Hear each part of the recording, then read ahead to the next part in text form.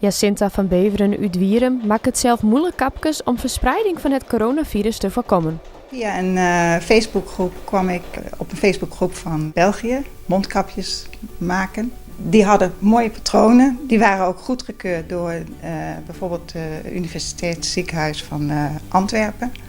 En ook door de federale overheid. Die brachten dus die patronen op de markt. En mensen gingen daar allemaal mondkapjes maken. Er werden er heel veel gemaakt. Ze hebben er echt duizenden gemaakt in België. En, dat was heel inspirerend en ik dacht, ik ga er ook aan beginnen. Dat was eigenlijk 18 maart heb ik de eerste gemaakt.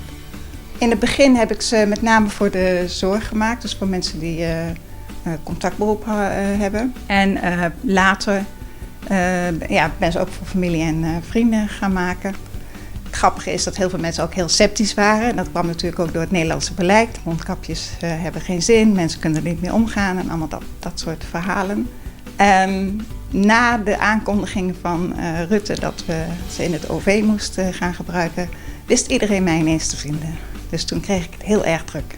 Ik denk dat ik er inmiddels wel zo'n 250, 300 gemaakt heb. Ik weet het niet precies. Want ik heb ze gemaakt en opgestuurd en eigenlijk niet bijgehouden. Voor de moeilijk kapjes weer verschillende stoffen broekt. Ik ben eigenlijk begonnen met mijn eigen stofjes. En ik had inderdaad ergens op zolder nog een tas staan met een heleboel stofjes. Daar ben ik mee begonnen. Nou, op een gegeven moment raakte die op.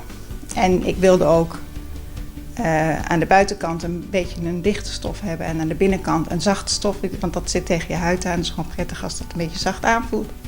Dus zo ga je zoeken. En op een gegeven moment ging de kringloop weer open. Ik denk de eerste dag de beste ga ik erheen. En dan haal ik stofjes en die heb ik daar een heleboel vandaan gehaald.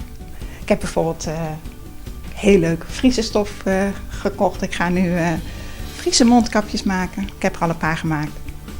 En dat is ook heel leuk om te doen, gewoon, om erover na te denken. Er zijn bepaalde eisen waar zelf maken moeilijk kapjes on voldaan moeten. Ja, er moeten geen druppeltjes door kunnen. En dat is ook de reden waarom ik katoenen kapjes maak die eigenlijk het omhulsel zijn van een filtertje. En dat kan een heel simpel filtertje zijn. Dat kan dubbel gevouwen stuk keukenpapier. Dat is eigenlijk al voldoende, want dat is zelfstof en daar dringen geen kleine druppeltjes doorheen. Of een stukje van een stofzuigerzak, als je dat er tussen stopt. En eigenlijk is dan het katoenen kapje het omhulsel van het filtertje wat je gebruikt. Bij het gebruik zit wel een lietse gebruiksaanwijzing. Als je bijvoorbeeld met het OV reist, dan moet je er gewoon 2 meenemen. 1 voor de heenreis en 1 voor de terugreis. Want als je hem gebruikt hebt, doe je hem af. En dan moet je hem wegstoppen. En als je thuis komt, uitwassen. En hij kan gewoon op 60 graden gewassen worden in de was of even in zeep. Als je in ieder geval maar zeep gebruikt, is hetzelfde eigenlijk als met je handen wassen. Zo gauw je warm water, zeep gebruikt, dan is het virus wel weg.